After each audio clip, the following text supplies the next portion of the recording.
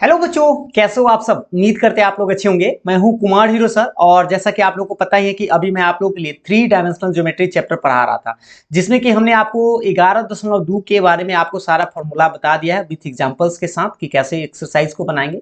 अगर आपको सारा पार्ट को देख लिए हैं तो एक्सरसाइज तो आप खुद से भी बना सकते हैं, लेकिन हम आपको एक्सरसाइज का एक एक क्वेश्चन आपको पूरा सोल्यूशन के साथ बताने वाले हैं 11.2 का, जो आप लोग का एनसीईआरटी एक्सरसाइज क्लास 12 का मैथ्स का है। ठीक है, तो सबसे पहले हम आपको बताएंगे सवाल नंबर 1 से स्टार्ट ही करेंगे, और अगर आप पहले से बना लिए थे तो बहुत अच्छी बात है, अगर कहीं पे फंसे हैं तो आप लोगों को यहाँ पे डाउट क्लियर हो जाएगा। तो चलिए शुरू करते हैं। पहला सवाल आप एक बार देख लीजिए, सब लोग अपने अपने बुक जरूर एक बार फॉलो कर लीजिएगा, देख लीजिएगा, ताकि आपको आइडिया लग जाए जो लोग अभी तक नहीं बनाए हैं।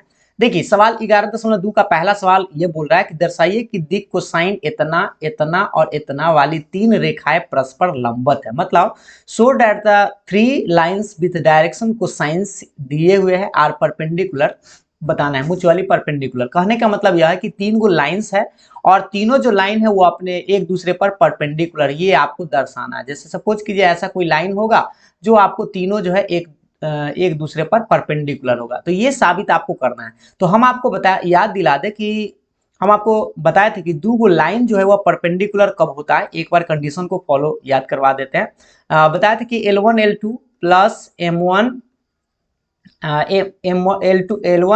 L1 L2 M1 M2 plus N1 N2 अगर जीरो के बराबर है, ये डायरेक्शन कोसाइन के हिसाब से बताया गया था। और यही अगर डायरेक्शन रेशियो के हिसाब से अगर बनाया जाता तो ऐसे लिखते A1 A2 plus B1 B2 plus C1 C2 zero के बराबर, ऐसा। ठीक है, तो यहाँ पर आपको डायरेक्शन कोसाइन दिए हुए है, तो आपको ये कंडीशन लगाना है, यानी कि आपको कोई भी दो रेखा पहले लेना है। जैसे मान लीजिए पहला रेखा और दूसरा का एक बार गुना करिए, संगत सामने सामने गुना करके जोड़िए, जीरो के बराबर आ जाना चाहिए। फिर दूसरा तीसरा को करना होगा और फिर पहला और तीसरा को करना होगा। ठीक है, तो यही प्रोसेस आपको 3 बार करना है। चलिए हम आपको बताते हैं बारी बारी से इसको करके। देखिए आप कर भी सकते हैं, कोई बड़ा बात ये नहीं था, बस आपको थोड़ा सा इसमें समझना था कि आखिर इसमें करना क्या है। ठीक है, तो ये कंडीशन हम लोग लगाएंगे, थोड़ा सा देखिएगा, मार्कर को हम चेंज कर लेते हैं। गौर से देखिएगा, ये सब चीज आप बड़ी आसानी से समझ सकते हैं। देखिए इसका सॉल्यूशन करते हैं। तो सबसे पहले हम बताते हैं पहला रेखा के बारे में समझते हैं। ठीक है, तो पहले हम बात करते हैं पहला रेखा यानी कि L1 एंड L2 के बारे में। ठीक है, L1 और L2 दो रेखा है, इसके बारे में बात करते हैं। तो पहले निकालेंगे L1 L2 plus M1 M2 plus N1 N2। ठीक है, इसका मान हम निकालते हैं। और हाँ याद रखिएगा, पहला रेखा और दूसरा रेखा की बात करेंगे। ठीक है, तो यहाँ पे 12/13 तो लिखेंगे 12/13 गुणा, और सामने सामने गुना करिएगा, इसमें क्या है 4/13 लिखिएगा 4/13 प्लस M2 का मान यहाँ पे M1 का मान माइनस है तो लिखिएगा -3/13 गुना करना है आपको सामने में 12/13 से। ठीक है, 12/13 फिर आपको प्लस का साइन देना। N1 का मान देख लीजिए माइनस में 4 और बटा में 13 गुना N2 का मान यहाँ देखिए 3/13, तो 3 आपको 13 लिखना है। इसको थोड़ा सा कैलकुलेट करना है। 12 चक 48, 48/169, और ये -12 यही हो जाएगा 36/169, और ये भी -4 12/169। अब आप बताइए, थोड़ा सा बीन का घटाव बनाएंगे तो नीचे तो 169 आएगा।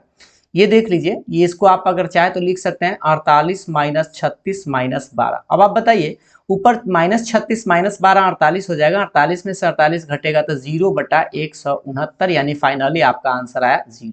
तो इस तरह से हम कह सकते हैं क्या कि L1 रेखा जो है वो परपेंडिकुलर है L2 पर। मतलब दो गो रेखा, पहला दूसरा तो हम लोग समझ गए कि परपेंडिकुलर है, लेकिन आपको तीनों को साबित करना है, यानी पहला दूसरा हो गया। अब हम क्या करेंगे, दूसरा तीसरा करेंगे। ठीक है, तो देखिए इसको हम दूसरा तीसरा करते हैं। तो सबसे पहले एक बार देखिएगा ध्यान से, दूसरा तीसरा के लिए देखिए, अब हम करते हैं दूसरा और तीसरा के लिए, दूसरा रेखा और तीसरा रेखा। ठीक ना, तो दूसरा रेखा में एक बार पहले आप देख लीजिए, कहाँ गया भाई, क्वेश्चन भाग गया करने। ठीक है, एक बार सब लोग पहले देखिए दूसरा में क्या क्या है, ये है, और इसका सामने सामने आपको गुना करना है। ठीक ना, तो पहले 4/13 है और तब 3/13 है। ठीक है, ऐसे आप डायरेक्ट लिखते हैं 4/13 गुना 3/13। एक बार देखना पड़ेगा, आप लोग को किताब सामने रखना होगा।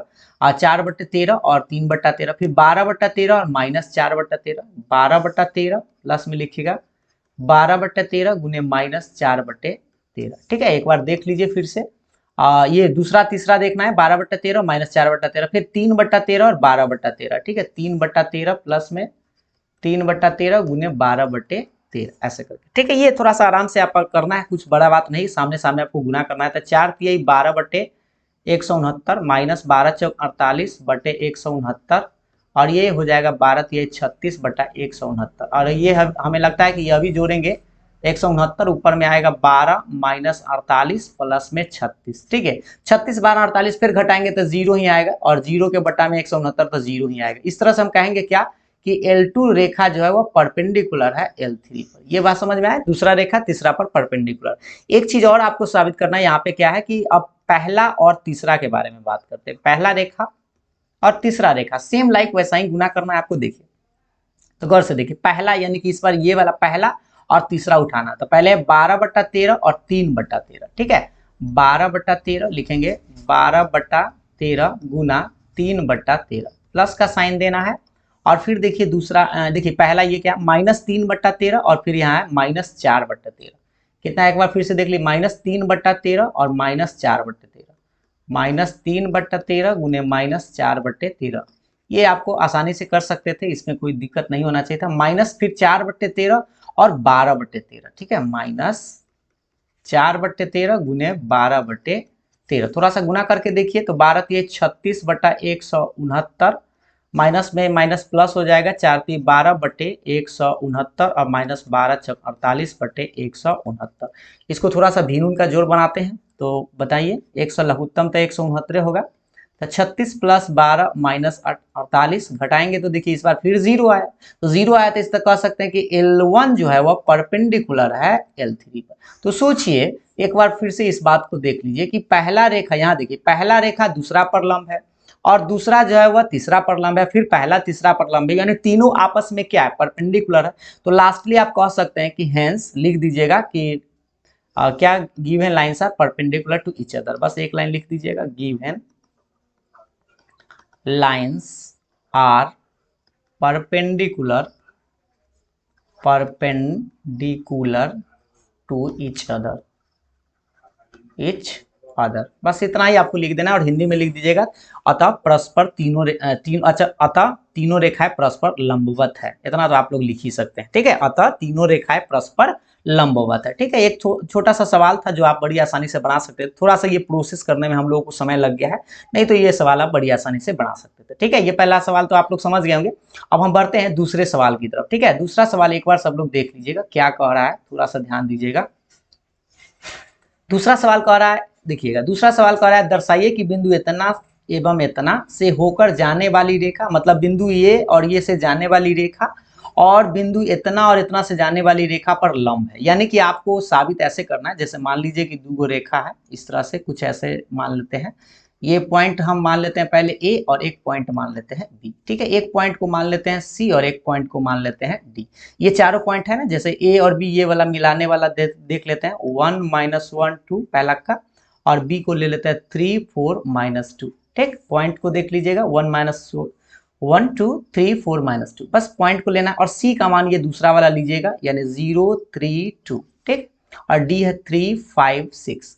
और ये आपको साबित करना है कि ये परस्पर लंबवत है, ठीक है। तो आपको हम बताए थे कि दो रेखा लंबवत कब होता है, यानी कि वही परपेंडिकुलर कब होता है, तो डायरेक्शन रेशियोज के हिसाब से आपको बताया गया होगा, A1 A2 plus B1 B2 plus C1 C2 किसके बराबर, 0 के बराबर। ये कंडीशन आप सब लोग को याद होना चाहिए, जैसा कि हमने आपके कई बार बताया ही है, और यही कंडीशन आपको साबित करना है। लेकिन आपको बता दें कि यहाँ A1 A2 B1 B2 क्या है, तो डायरेक्शन रेशियोज है।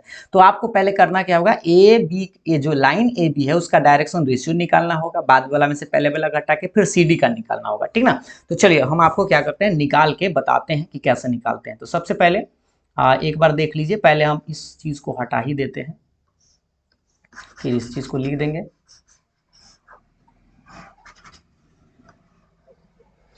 देखिएगा सबसे पहले हम निकालते क्या है कि direction ratios of A B, ठीक है। ए बी का डायरेक्शन रेशियोज निकालते हैं, तो आपको पता है x2 - x1, y2 - y1 और z2 - z1, मतलब बाद वाला में से हम लोग क्या करते हैं, पहले वाला को घटा लेते हैं। तो देखिए बाद वाला ए पॉइंट और बी पॉइंट को देखना, बी पॉइंट में से ए पॉइंट को घटाना, तो ऐसे लिखिएगा 3 - 1 कॉमा 4 -1 है तो ये +1 हो जाएगा, और -2 ऐसे करके, ठीक है। इसको घटाएंगे तो ये 2 आएगा, ये 5 आ जाएगा, और ये माइनस में 4 आ जाएगा। एक बार घटा लीजिए, 3 - 1, 4 माइनस है तो प्लस हो जाएगा, और -2 हो जाएगा, ठीक। तो पहला डायरेक्शन रेशियो निकल गया। अब हम निकालते हैं डायरेक्शन रेशियोज ऑफ CD का सेम लाइक आपको वही फॉर्मूला लगाना है, x2 - x1, y2 - y1 और Z2 - Z1, ठीक है। अब इसको थोड़ा सा घटाइए, क्या C में से D घटाना, ठीक ना। लेकिन C में से नहीं, इस बार आपको D में से C घटाना, उल्टा।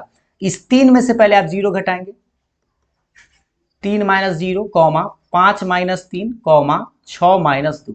इसको घटाएंगे तो कितना आएगा, 3, 2 और 4, ठीक है। अब आपको करना क्या है, ये लाइन आपको परपेंडिकुलर साबित करना है। तो वो जो कंडीशन हम आपको लिखे थे, क्या कंडीशन क्या है, एक बार दिखा दे आपको।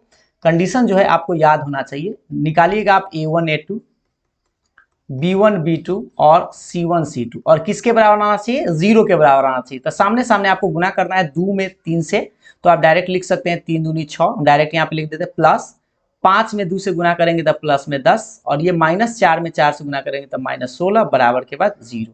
तो सोचिए इससे क्या आया, 16 10 6 16, 16 में से 16 गया, 0 बराबर 0, ये ट्रू है।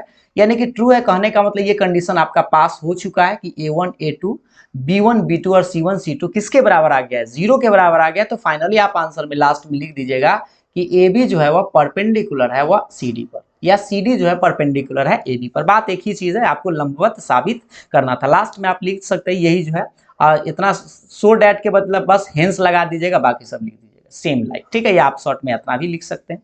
तो ये सिंपल सा सवाल था जो आप लोग से 5 नंबर में भी एक बार की बात है ऐसा सवाल पूछ दिया था, परपेंडिकुलर न कह के पैरेलल कह के। तो देखते हैं अगला सवाल भी आपका शायद इसी टाइप का है, देखिएगा ध्यान से, थोड़ा सा इसको देखते हैं पहले। चलिए तो अब हम लोग देखते हैं तीसरा नंबर सवाल, यानी नेक्स्ट नंबर। देखिए तीसरा नंबर सवाल आप लोग का क्या है, एक बार देख लीजिए सब लोग। तीसरा सवाल आप लोग के सामने में ये है, क्या कह रहा है कि दर्शाइए कि बिंदु इतना और इतना से होकर जाने वाली रेखा बिंदु इतना और इतना से जाने वाली रेखा की समांतर। देखिए जस्ट लाइक वैसा ही क्वेश्चन है, बस आपको समांतर आप इस बार साबित करना है। तो सबसे पहले आप ऐसे करिएगा, पॉइंट ए को लाइन मान लीजिए ए बी करके, एकदम सेम लाइक ऐसे ही ए बी, और एक और इसी के पैरेलल आपको खींच देना है क्योंकि आपको साबित ही करना है पैरेलल। तो सी डी, ठीक है। पॉइंट थोड़ा सा देख लीजिए, 4 7 8 पहला हो गया, दूसरा है 2 3 4, ठीक है। और दूसरा जो रेखा बनेगा -1 -2 1, और इससे बनेगा 1 2 5, ठीक है। मतलब ए बी का डायरेक्शन रेशियो और सी डी का डायरेक्शन रेशियो सबसे पहले आपको निकालना है। चलिए निकालते हैं, direction ratios of A B, यानी कि हिंदी में आप लिख सकते हैं ए बी का दिक् अनुपात, ठीक है। ए बी का दिक् अनुपात ऐसे लिख देते हैं, formula x2 - x1, y2 - y1 और z2 - z1। ये फॉर्मूला हो गया। बस आपको बाद वाला में से पहले वाला घटाना है, इतना याद रखिएगा। 2 में से 4 घटाना है, तो 2 - 4, 3 - 7 और 4 - 8 ऐसे करके, ठीक है। तो -2 -4 और माइनस में फिर 4 आएगा, ठीक। ये तो आप समझ गया। अब उसी तरह से आपको निकालना direction ratios of C D, ठीक है। सी डी मतलब आप फॉर्मूला बाद वाला में से पहले वाला एक बार फॉर्मूला लिख लीजिए, या नहीं लिखिएगा तो ये काम चल जाएगा, Z2 - Z1। चलिए मान बढ़िए, इस बार CD को देखना है, मतलब D में से आपको C घटाना, तो ऐसे लिखिए 1 माइनस है तो माइनस प्लस हो जाएगा, और 2 माइनस है तो प्लस हो जाएगा, और 5 - 1 कितना आएगा, ये 2 आ जाएगा, ये 4 आ जाएगा, और ये आपका 4 आ जाएगा, ठीक है। अब यह बताइए कि आपको बताए थे कि समांतर कब होता है, थोड़ा सा आपको याद होना चाहिए। समांतर होने के लिए आपको बताए थे A1/A2, B1/B2 और C1/C2 बराबर होना चाहिए, मतलब डायरेक्शन रेशियो का अनुपात बराबर होना चाहिए। चलिए देखते हैं थोड़ा सा, A1/A2 यहाँ से देख लीजिए, सामने सामने आपको इस बार भाग दे देना, -2/2, -4/4 और -4/4। इस सबको काट कूट करेंगे तो -1 और -1 तीनों का मान बराबर आया है, यानी ये कंडीशन जो है वो पास कर चुका है। अगर पास कर गया है तो हम लास्ट में लिख देंगे, अतः ए बी जो है वह पैरेलल है सी डी के, या आप लास्ट में इतना ही लिख दीजिएगा। ये दर्शाइए जो है ना, दर्शाइए को हटाकर अतः ये सब बाकी सब उतार दीजिएगा। यहाँ पर सो डैट है ना, इसको सो डैट को हटाकर लिख दीजिएगा हेंस, बाकी सब उतार दीजिएगा, ठीक है। इतना आप कर सकते हैं, नहीं तो इतना आप समझ गए होंगे कि ए बी जो है वो सी डी के क्या है, पैरेलल है, यानी कि समांतर है, जो आपको साबित करना था। और हाँ, यही सवाल आपसे एक बार 5 नंबर में पूछ दिया था, जो थोड़ा सा आश्चर्य वाली बात था, क्योंकि ये ज्यादा 5 नंबर वाला तो था नहीं, बस आपको यहाँ पर ये फॉलो करना था, ठीक है। तो हमें लगता है कि ये सवाल तो बड़ी आसानी से आप समझ गए होंगे। चल बढ़ते हैं अब हम लोग अगले नंबर सवाल पर। चलिए तो देखते हैं अगला सवाल आप लोग के सामने में किधर है भाई। 4 नंबर सवाल देखिए। अब ये है आपका चौथा नंबर सवाल। देखिएगा चौथा नंबर सवाल कह रहा है बिंदु 1 2 3 से गुजरने वाली रेखा का समीकरण ज्ञात कीजिए जो सदिश इतना के समांतर है। Find the equation of the line which passes through the points इतना and its parallel to the vector इतना। और ये सबसे पहला सवाल है जो हम आपको बताए थे कि equation of line vector form में इक्वेशन ऑफ लाइन बताया था कि एक बिंदु से जाता है और एक पैरेलल वेक्टर से पास करता है या दो गो बिंदु से जाता है, बस दो ही तरह से निकाला जाता है। तो यहाँ पर एक पॉइंट से जा रहा है और एक पैरेलल वेक्टर भी दिया हुआ है। कहने का मतलब आपको सीधा सी बात आपको समझना है, आपको याद होना चाहिए इक्वेशन ऑफ लाइन हम बताते हैं कि क्या होता है वेक्टर फॉर्म में। वेक्टर फॉर्म में अगर पूछे तो वेक्टर फॉर्म में लिखेगा, कार्टेशियन में पूछे तो यहाँ पर क्या कर रहा है फाइंड द इक्वेशन कर रहा है, तो आप कोई भी निकाल सकते हैं, वेक्टर फॉर्म में निकाल देते हैं। Vector A plus lambda vector B ये फॉर्मूला होता है, ठीक है। बस आपको ए का मान बी का मान बैठा देना। कहां से आएगा ए का मान, देखिए जो पॉइंट है ना इसको मान लेते हैं ए पॉइंट है 1 2 3, ठीक है। और इस पॉइंट से हम लोग पोजीशन वेक्टर निकालते हैं, वेक्टर ए यानी कि ओ ए का पोजीशन वेक्टर जो होगा वही वेक्टर ए कहलाएगा। इसमें आई जे के सटा दीजिएगा, आई कैप 2j कैप और प्लस में 3k कैप सट गया। और एक जो पैरेलल वेक्टर दिया हुआ रहेगा ना उसको हम लोग बी वेक्टर मानते हैं। तो वेक्टर बी जो भी पैरेलल वेक्टर यहाँ रहेगा तो उसको आप साफ सुथरा से उतार दीजिए माइनस में 2k कैप। मान लीजिए वेक्टर ए पता हो गया, वेक्टर बी पता हो गया, और बस आपको लास्ट में लिख देना है equation of line, equation of line यानी कि रेखा का समीकरण, रेखा का। इसको थोड़ा सा हटा ही देते हैं, अब बढ़िया से लिख देते हैं। हाँ लास्ट में आपको लिखना क्या है, equation of line, equation of line यानी कि रेखा का समीकरण। तो देखिए यहाँ पे हम दो समीकरण निकाल सकते हैं, वेक्टर फॉर्म में और कार्टेशियन फॉर्म में। यहाँ पर वेक्टर फॉर्म में भी आप लिख सकते हैं वेक्टर आर बराबर vector A plus lambda vector B. एक सिंपल सा फॉर्मूला है जो आपको याद ही होगा, और बस आपको करना है वेक्टर आर बराबर वेक्टर ए का मान ये बैठा देना है I cap plus 2j cap plus 3k cap, और प्लस के बाद ये लैम्डा वैसा ही रहेगा, और वेक्टर बी का मान यहाँ पे बैठा देना तो 3i cap plus 2j cap minus में 2k कैप, ठीक है। और यही आपका आंसर हो गया। ये एकदम सस्ता सा सवाल है जो हम आपको क्वेश्चन बताए होंगे जब इक्वेशन ऑफ लाइन बता रहे थे उस टाइम आपको ये सब चीज तो हम आपको बताए होंगे, ठीक है, कि एक पॉइंट से और एक पैरेलल वेक्टर से जाए तो उसका आप आसानी से वैसे आप निकाल दीजिएगा, ठीक है। तो हमें लगता है ये बात तो आपको समझ में आ गया होगा। चलिए तो अब हम बढ़ते हैं अगले सवाल पर। ये चौथा नंबर सवाल तो बड़ी आसान था, देखिएगा। अब आते हैं पांचवा नंबर सवाल। पांचवा नंबर सवाल कह रहा है कि बिंदु जिसकी स्थिति सदिश इतना से गुजरने व सदिश इतना की दिशा में जाने वाली रेखा का सदिश और कार्तीय रूपों में समीकरण ज्ञात करना है। इस बार आपको दोनों इक्वेशन प्राप्त करना है। देख लीजिए क्या क्या दिया हुआ है। Find the equation of the line in vector and in Cartesian form, ठीक है, वेक्टर फॉर्म में भी बताना है और कार्टेशियन फॉर्म में भी बताना है। That passes through the point with position vector, मतलब एक पॉइंट से पास करता है उसका पोजीशन वेक्टर दिया हुआ है, यानी कि इसको ऐसे समझिए एक पॉइंट तो दिया हुआ है लेकिन पॉइंट न देके उसका पोजीशन वेक्टर दिया है, और एक डायरेक्शन है मतलब एक पैरेलल वेक्टर भी आपको दिया गया है। तो सबसे पहले आप यहाँ पर दिया क्या गया है, वेक्टर ए का मान दिया गया ये क्या 2i कैप माइनस जे कैप प्लस 4k कैप, ये सिंपल सी बात है।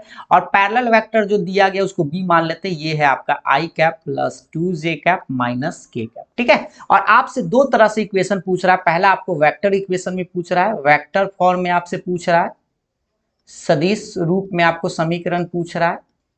सदिश रूप में आपको अभी जस्ट बताया था, क्या बताया भाई, वेक्टर आर बराबर vector A plus lambda vector ये होता है। अब आपको करना क्या है, वेक्टर ए का मान ये बैठा देना है, तो 2i कैप माइनस जे कैप प्लस 4k कैप, और प्लस में ये लैम्डा तो रहेगा और बी का मान बस आपको छाप देना है, इसमें कोई दिक्कत नहीं है, ठीक है। ये और यही आपका आंसर हो गया वेक्टर फॉर्म। लेकिन आपसे कार्टेशियन फॉर्म की बात करें तो कार्टेशियन फॉर्म थोड़ा सा मार्कर चेंज करके लिख देते हैं। कार्टेशियन फॉर्म आप सब लोग को याद होना चाहिए, कार्टेशियन फॉर्म जिसको आप कार्तीय रूप बोलते हैं, ठीक है, कार्तीय रूप। कार्तीय रूप में रेखा का समीकरण होता है x माइनस x1 बटा ए y माइनस वाई वन बटा बी और z माइनस जेड वन बटा सी। ये सबको याद ही होगा, ये लाइन का इक्वेशन जब एक पॉइंट और एक पैरेलल वेक्टर दिया रहा है। एबीसी जो होता है ये बटा वाला एबीसी वो दिक अनुपात होता है, जो पैरेलल वेक्टर दिया हुआ है ना उसमें से आपको एबीसी का मान छाटा जाता है। ये वेक्टर बी से आपको एबीसी का मान छाटना है और यहाँ x1 y1 z1 जो है ये जो पॉइंट आपको दिया गया था वेक्टर ए, इसमें से आपको मान छाट लेना है। तो चलिए मान बैठा देते हैं। x का x रहेगा माइनस x1 का मान यहाँ से आपको ये पॉइंट है 2 और बटा, पहले आप बटा वाला मान बाद में रखिएगा, y के y माइनस और वहाँ y1 जो है ना यहाँ से पॉइंट से लाएंगे तो यहाँ कुछ नहीं तो -1 है तो माइनस माइनस ये हो जाएगा प्लस बराबर z माइनस और ये देखिए z1 यहाँ से पॉइंट से लाइएगा +4 तो यहाँ लिख दीजिएगा +4, माइनस है तो माइनस तो रहेगा ही।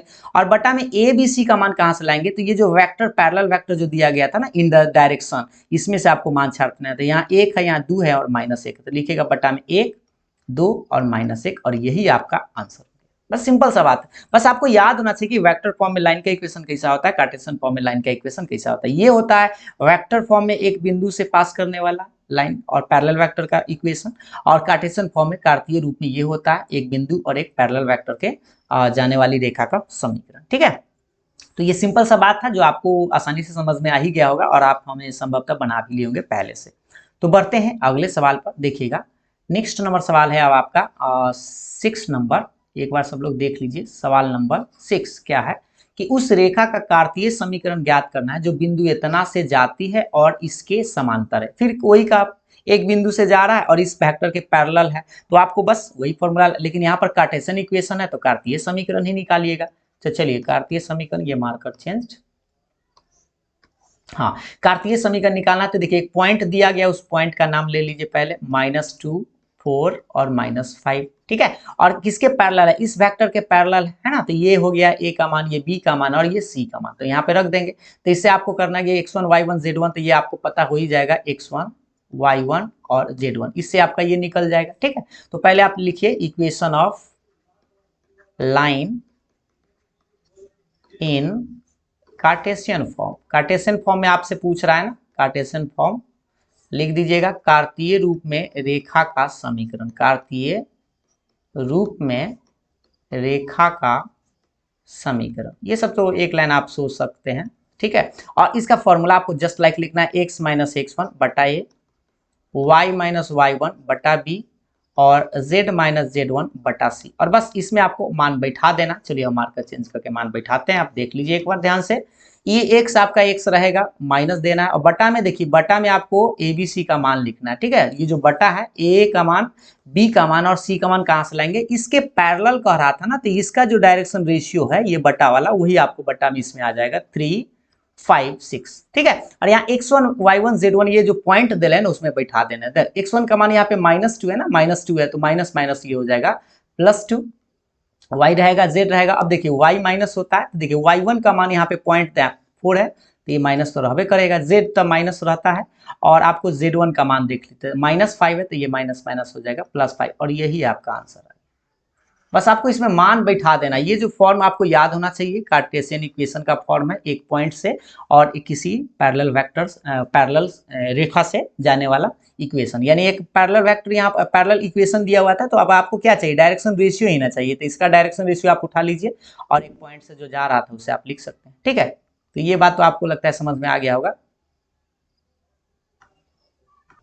हाँ तो चलिए अब देखते हैं, ये सवाल तो आपको समझ में आ गया ना, बस फार्मूला में मान बैठा देना था। ठीक है, अगला सवाल देखते हैं, सवाल नंबर 7। ठीक है, किधर गया भाई, सवाल नंबर 7 करा कि एक रेखा का कार्तीय समीकरण इतना है, इसका सदिश समीकरण ज्ञात करना है। मतलब the Cartesian equation of A line दिया हुआ है, राइट इट्स वेक्टर फॉर्म, मतलब इक्वेशन तो दे हुए है, बस इसको वेक्टर फॉर्म में बदल देना। ये तो बड़ा आसान है, पहले आप देख लीजिए x माइनस 5 बटा 3 y प्लस 4 बटा 7 और z माइनस 6 बटा 2। ठीक है, और आप बताइए कि वेक्टर फॉर्म में आपको बताया था कि लाइन का इक्वेशन क्या होता है, vector a plus lambda vector b होता है ना। आपको वेक्टर a कहाँ से लाते हैं, यहाँ से पॉइंट से निकाल लेते हैं, तो पहले हम इससे पॉइंट निकाल देते हैं। पॉइंट आपका क्या आएगा, पॉइंट यहाँ पे लिख देते हैं। देखिए अगर माइनस में जो यहाँ रहा है ना, देखिए सबसे पहले हम आपको बता दें इसका फॉर्मूला याद कर लीजिए, x minus x1 by A y minus Y one by B और z minus Z one by C होता है ना। तो यहाँ पर सब में माइनस लगा हुआ है, पॉइंट से हम प्लस निकालेंगे। तो ये माइनस रहेगा तो आपको प्लस में लिखना है, और प्लस रहेगा कहीं पे, जैसे यहाँ माइनस है तो आपको 5 लिखना है, ये प्लस 4 है तो उल्टा लिखना है, ठीक है ना।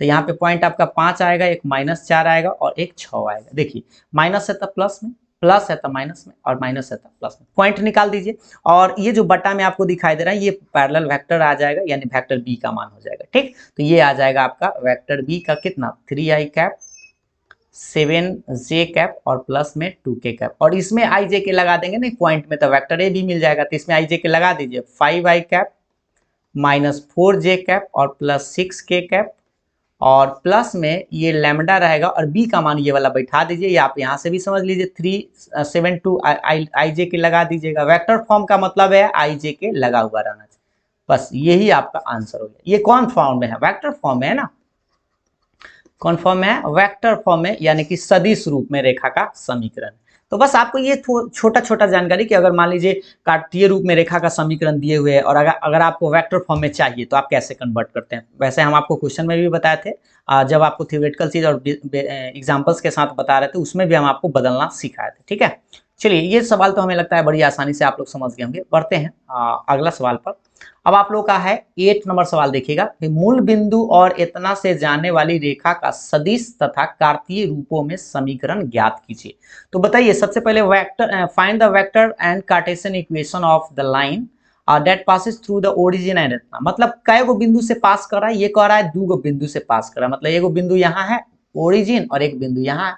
तो ओरिजिन का कोऑर्डिनेट आप जानते हैं 0,0 होता है, और एक पॉइंट मान लीजिए ए 5 माइनस 2 और 3, ठीक है। और आपको निकालना है इस दोनों बिंदु से जाने वाली रेखा का समीकरण। तो आप याद कीजिए कि हम आपको बताए थे कि 2 बिंदु से जाने वाली रेखा का इक्वेशन क्या होता है वेक्टर फॉर्म में, अगर क्या पूछ रहा है वेक्टर फॉर्म में भी और कार्तीय रूप में भी, ठीक है। वेक्टर फॉर्म में होता है vector A plus lambda vector B minus vector E, याद होना चाहिए वेक्टर फॉर्म में। कार्टेशियन फॉर्म में क्या होता है तो आपको याद होगा x माइनस x1 बटा में आप लिखते हैं x2 माइनस x1 बराबर y माइनस y1 बटा में लिखते हैं y2 माइनस y1 बराबर z माइनस z1 बटा लिखते हैं z2 माइनस z1, ठीक है। ये टॉपिक हम समाप्त कर देंगे, सवाल नंबर 9 तक यही है आपका। तो देखिए ये आपको याद हो गया वेक्टर फॉर्म में लाइन का इक्वेशन है, और ये है आपका कार्टेशियन इक्वेशन। तो बस आपको करना क्या बताइए, तो इसको कोई बड़ा बात नहीं है, आपको मान रख देना है। तो पहला पॉइंट जो है वो है आपका 0 0 0। तो इसमें अगर हम वेक्टर ए का मान प्राप्त करें तो आई जे का लगा भी देंगे तो इतना ही रहेगा 0i कैप 0j कैप, है ना ये सब।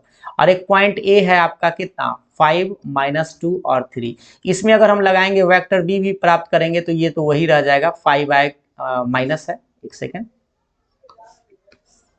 ये आपका क्या है माइनस है, ठीक है। तो इसमें माइनस में 2j कैप और प्लस में 3k कैप। तो वेक्टर बी मिल गया, वेक्टर ए मिल गया, आप यहाँ पे बैठा दीजिए। वेक्टर ए का मान इस तरह पूरे 0 है तो 0 ही लिख देते हैं डायरेक्ट, और प्लस लैम्डा के लैम्डा छोड़ दीजिए, इधर आपको वेक्टर आर लिखना होगा।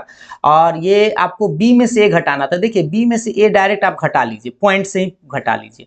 5 में से 0 माइनस 2 में से 0 3 में से 0 घटाएंगे तो कोई फर्क नहीं पड़ने वाला, आपका यही रह जाएगा। डायरेक्ट हम लिख देते हैं, घटाने के बाद भी आपका यही रहेगा, यानी कि आपका फाइनली आंसर क्या आएगा वेक्टर आर बराबर lambda into 5i cap minus 2j cap plus 3k cap.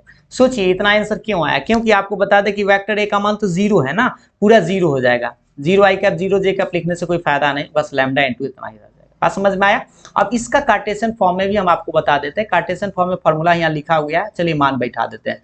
x minus, देखिए पहले बट्टा वाला को छोड़िए, बट्टा ऐसे खींच के छोड़ दीजिए, y माइनस z माइनस लिख दीजिए। बस आपको देखिए x1 y1 z1 पहला का बिंदु से ऊपर से, तो 0 0 तीनों में 0 लिखना है, x minus 0 y minus 0 z minus 0, simple है।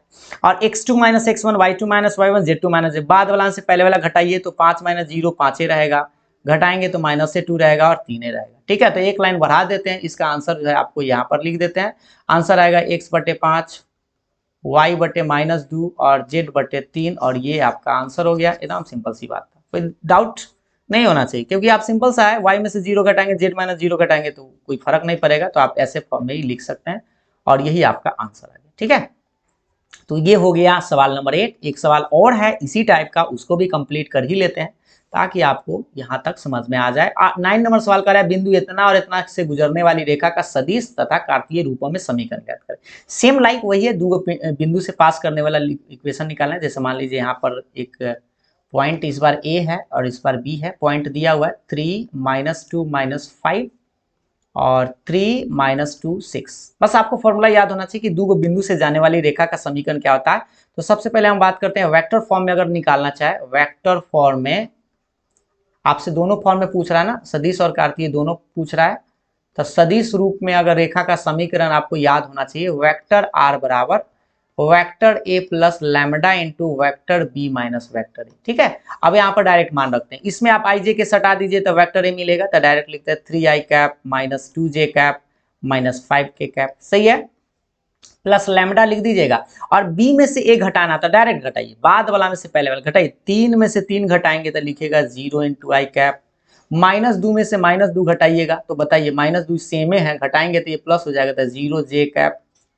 सही है, पॉइंट देख लीजिए, सही है ना पॉइंट भाई। 3 -2 -5 और 3 -2 6। हाँ ठीक है, और ये घटाइए, इसको घटाइए तो 6 में से -5 घटाइए तो माइनस माइनस प्लस हो जाएगा और जुड़ जाएगा तो 11k कैप हो जाएगा ऐसे। तो इसका फाइनली आंसर कितना आया भाई, 3i cap minus 2j cap minus 5k cap और प्लस में लैम्डा इंटू, ये सब तो छोड़ दीजिए, डायरेक्ट लिख दीजिए 11k कैप और यही आपका आंसर है। ठीक है, वेक्टर फॉर्म में तो कोई दिक्कत नहीं था, आराम से इसका मान निकाल सकते थे। अब थोड़ा सा कार्टेशियन फॉर्म में भी देख ले। देखिए, तो इसका कार्तीय रूप का आपका फॉर्मूला तो आपको याद ही हो गया होगा। चलिए थोड़ा मार्कर चेंज कर लेते हैं ताकि आपको दोनों में अंतर समझ आए।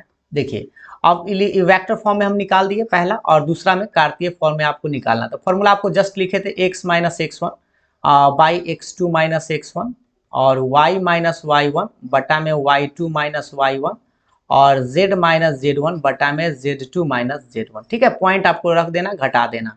देखिए x माइनस ऐसे बटा बटा खींच दीजिए जल्दी में।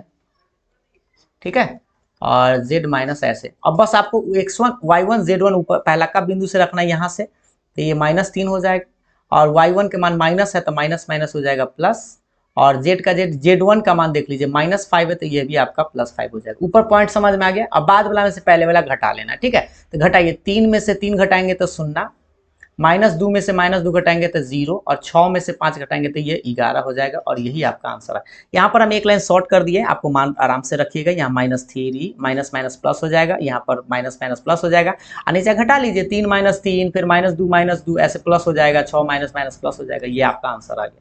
तो बस आप क्या करना था, बस आपको इसमें याद होना चाहिए कि दो पॉइंट्स अगर दिया हो रहा है तो लाइन का इक्वेशन क्या होता है, एक पॉइंट से जाए और उसका लाइन का इक्वेशन क्या होता है। ठीक है, तो सिंपल सा बात था, हमें लगता है कि आप इस बात को समझ गए होंगे और ज्यादा इसमें कोई दिक्कत नहीं हुआ होगा। ठीक है, तो आज हम करते क्या है कि आपको क्वेश्चन नंबर याद दिला देते हैं। क्वेश्चन नंबर हम 1 से लेके क्वेश्चन नंबर 9 तक बता दिए हैं, जो आपको इक्वेशन निकालना था और प्रूफ करना था। बाद में अब जो है आपका 10 नंबर सवाल से लेके आगे तक हम नेक्स्ट वीडियो में बताएंगे। और तो आज के लिए इतना ही, और अगर आप लोगों को समझ में आ गया हो तो लाइक शेयर जरूर करिएगा। Thank you.